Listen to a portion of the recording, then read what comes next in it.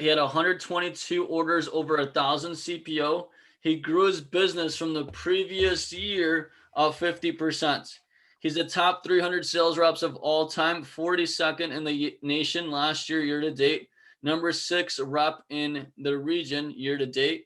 He's the number 1 in Siggy sold throughout all of Cocoa. Really, that's nuts. He helped Josh Dix hit Court of Honor, Australia, New Zealand qualifier. He hits the Rolex Ultimate Club Achiever. He also is number 1 rep in the nation. Something that he wouldn't put on here, I know he wouldn't, is he has over $300,000 of cash money saved in his bank. So talk about Coco through college experience. Let's give it up for Siggy Steve, and get ready to take lots of notes because this talk is going to take your Cutco skills to the next level. Let's get off for Siggy Steve. Awesome. Can you guys hear me okay? Yes, we can. Alrighty. Thank you for having me, for sure. So cool. Let me go ahead and share my screen here with you guys. Let's see. Cool. I'm excited to give you guys the goods tonight. Whether you're new, whether you've been here for quite some time or somewhere in the middle, I'm excited to give you guys the goods on what's been going well for me, these past 2 years, 2019, 2020, and what I plan on doing moving forward. This message today is going to be a combination of a couple of things, whether it be building rapport, whether it be executing larger order size, or recommendations. I'm just going to give it to you all. So take copious notes, and yeah, here we go. So first and foremost, I always like to talk about goals. This was my little goal chart that I had in the beginning of 2020. And what I have here and what you're looking at is just a bunch of highlighted Y's and a goal thermometer that says 100. A lot of people don't know what that number 100 symbolizes, but I'm here to actually tell you that 100 is something that's low pressure to people. I don't ever talk about a dollar figure I'm trying to shoot for in sales or income or whatever. I always keep it simple. Mrs. Jones, my goal this year is to do something not many people can do within our company and see if I can personally go out and sell 100 sets of Cutco. That's what the 100 symbolizes. So that way, they might react by saying, oh, that's cool. That's awesome. Or wow, that's awesome. What are you at? And I always like to keep them updated because one, they are always willing to help out with goals. They're always willing to hear you out. But one thing that keeps this low pressure, low key is they don't know how much the sets cost, right? A lot of times people go out and say, I want to sell 50,000. I want to sell 100,000. I guarantee you in the back of Mrs. Jones's mind, she's probably thinking, holy shit, how much is this stuff going to cost me? There's no value. There's nothing put into play. She's going to be shitting her pants. But anyway, this is what's really important. Have a goals thermometer, print it out. It's on Google. It's really easy. Put a bunch of whys out there. What's important to you? I'm a big time traveler. I love traveling. I want to continuously travel to different places throughout the world. I always talk about little things like, helping out my parents, giving back to the people that I work with, and just little things like that. Because this goal right here wouldn't have been possible if it wasn't due to the help of all the people that I've seen before you, Mrs. Jones. I always like within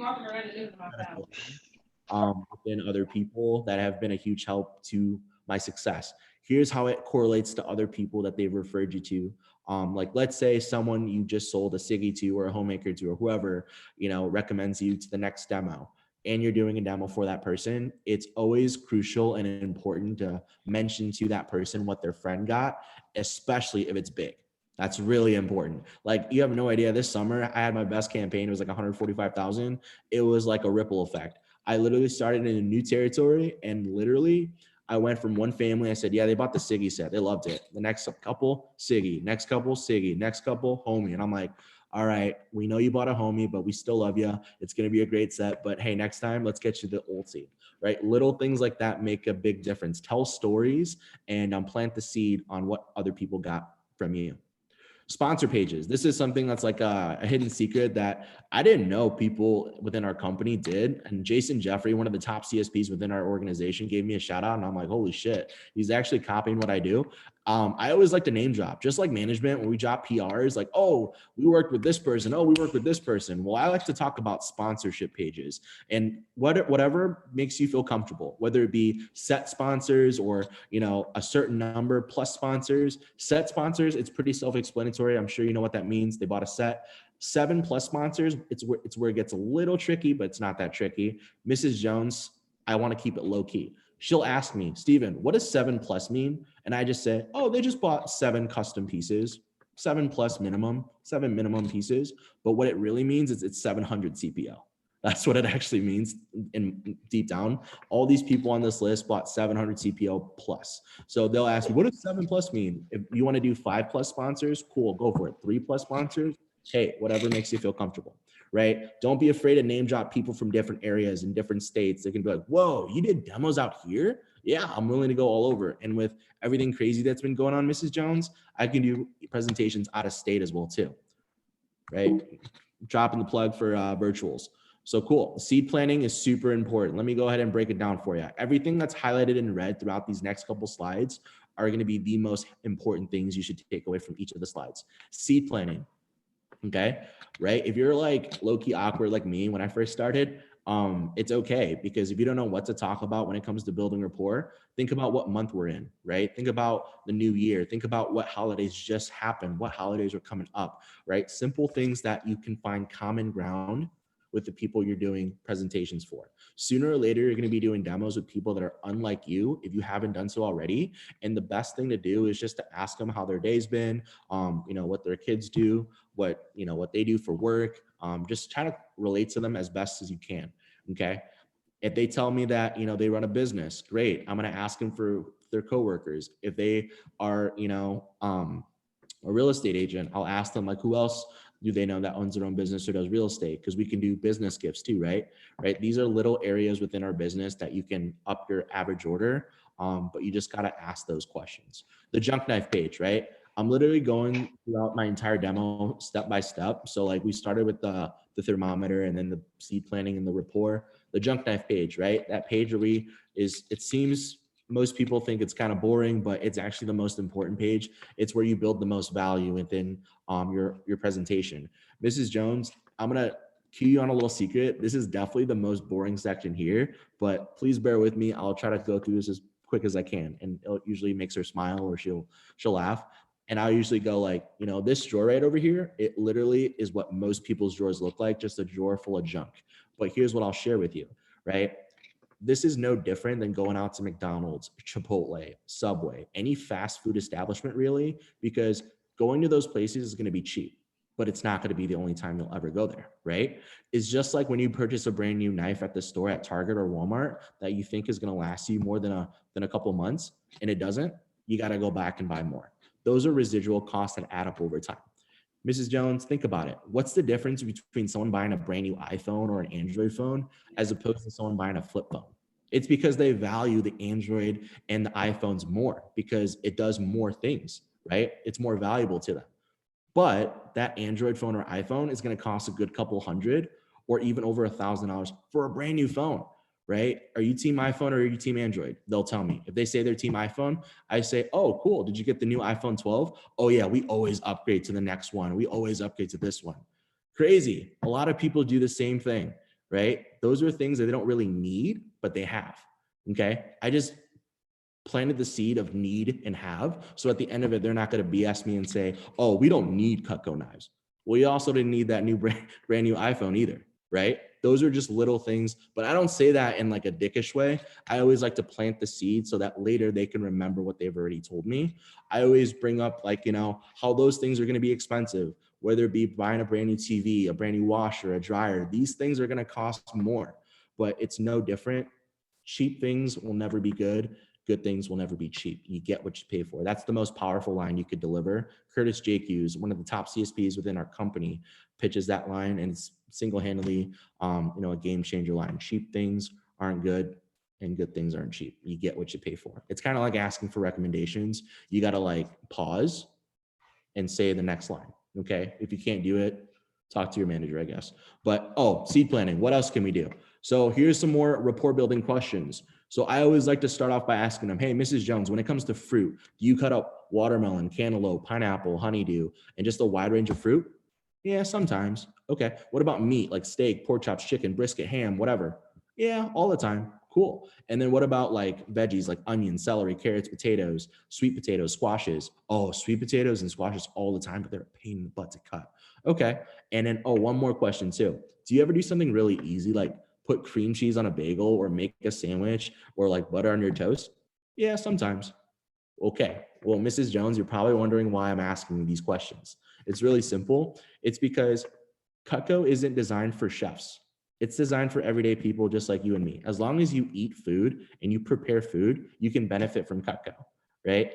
And Mrs. Jones, my goal today is to educate you on what knives are used for what. And my goal today is to become your forever guarantee rep so I can be your 24/7, 365 kitchen consultant. All right, cool. Let's move right along.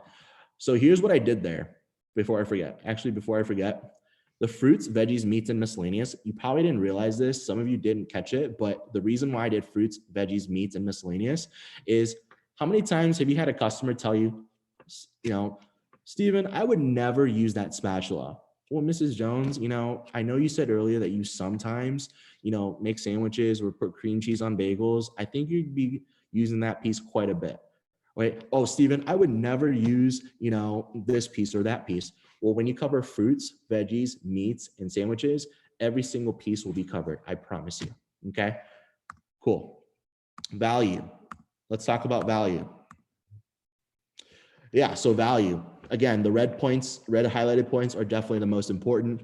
I always like to talk about the Wusthof and the Schoen comparisons. Just like the junk knife page, you're not just reading through the slideshow and just going through the page. You're actually, taking time to like reiterate to them why things like Wusthof and Schoen cost so much.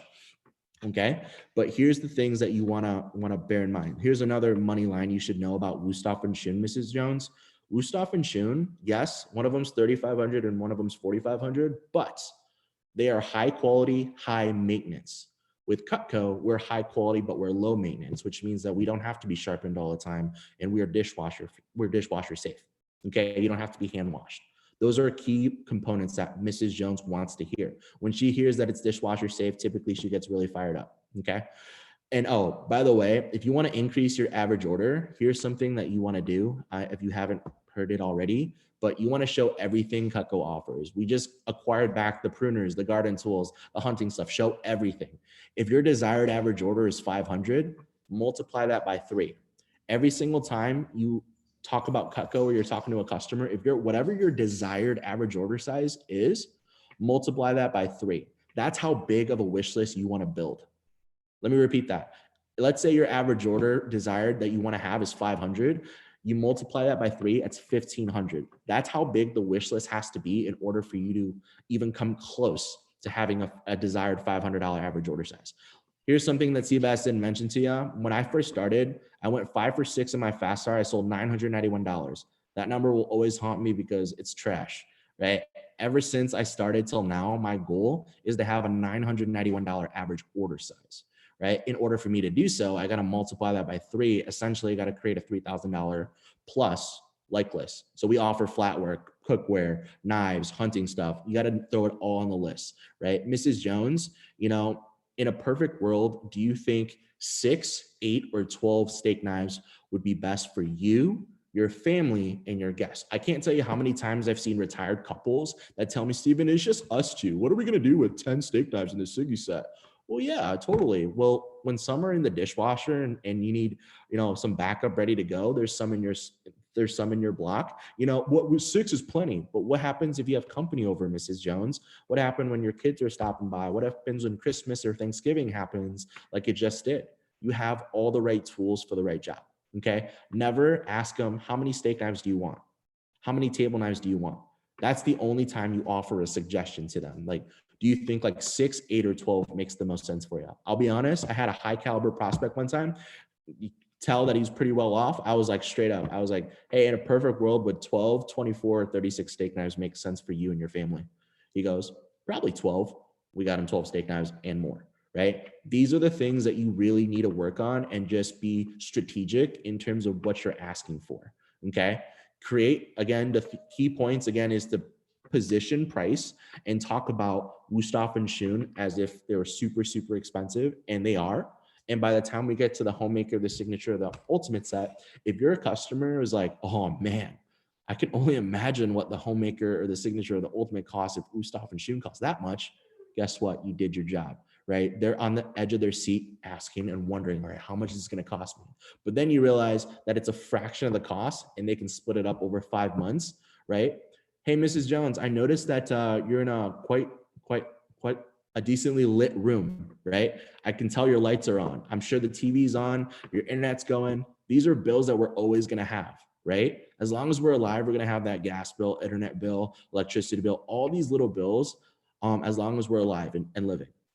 Cutco is one of those things you're going to have for the rest of your life as well, but it's only 5 months, not 5 years, like an expensive car, right? It's 5 months, not 5 years, like an expensive car. And what's also really nice is that each of those monthly payments are a fraction of the cost. I always like to see each of those payments as if it was like a small little internet bill, like $80 a month, or like a phone bill, or like a TV bill, like something like that to keep Mrs. Jones at ease. Because think about it.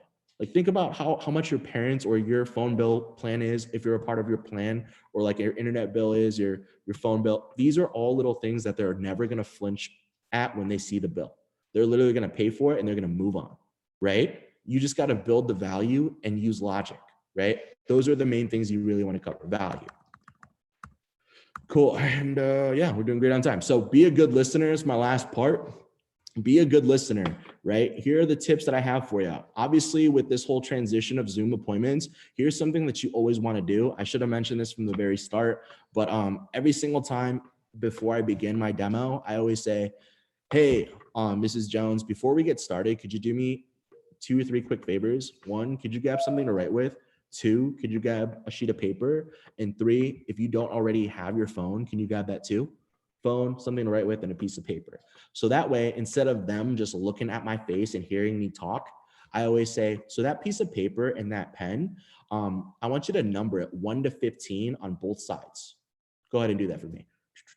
Okay, cool. So both sides are going to be the same.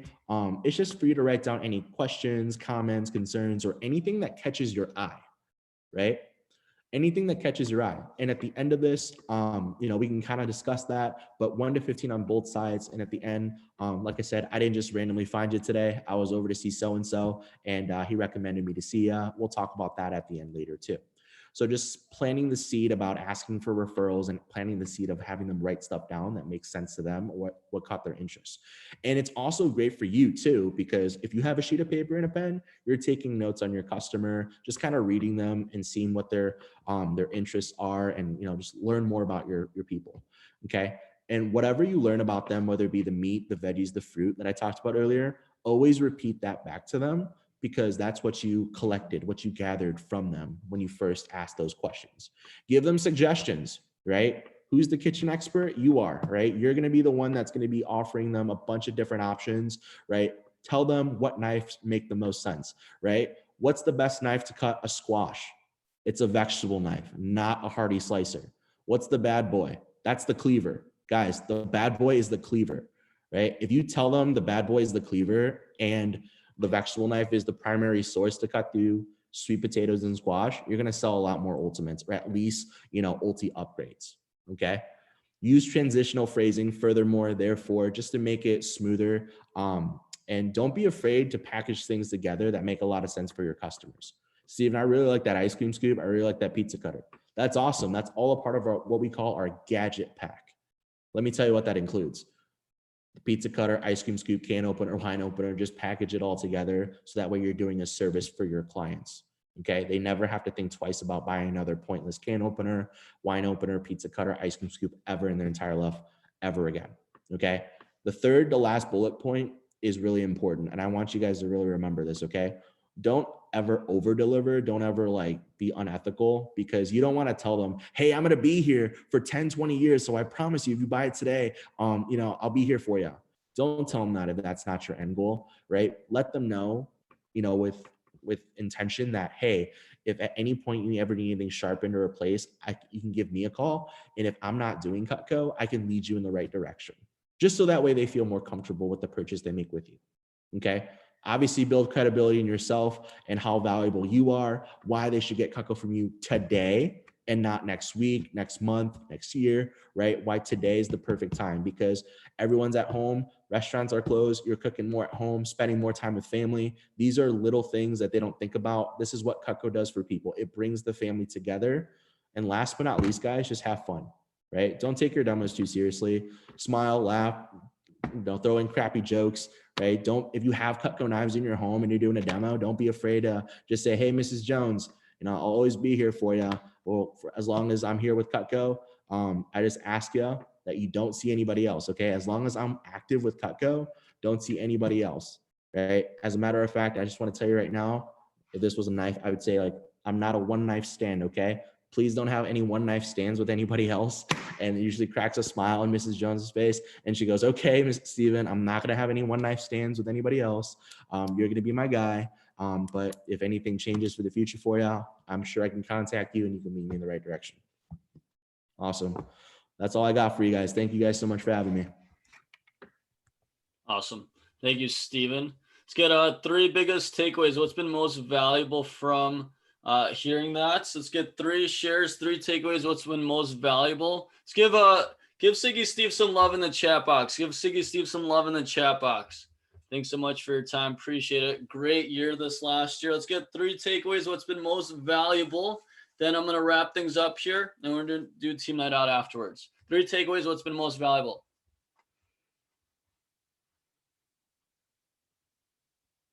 Unmute yourself. Come on. Let's get 3 shares. Can I go? No, everyone's just here. Let's have Ashton first, and then Evan, and then I don't know who is next. All right. Cheap things aren't good, and good things aren't cheap. That should be like in your demo over and over. Awesome. Evan Gray. When you ask them if they have the newest iPhone, so they don't have an excuse for buying stuff they don't need. Right. Like everyone, you guys know people your age that get a new iPhone every single freaking year. Let's get one more share. What else has been the most valuable? It's not 5 months. I'm sorry. It's not like 5 years like an expensive car. It's just over 5 months. Just 5 months. We've all heard that customer be like, oh, that's like my car bill, right? We've all heard that before. All right, cool. Awesome. Just to wrap things up and go over a couple of things here. Thank you again, Siggy Steve, for being on.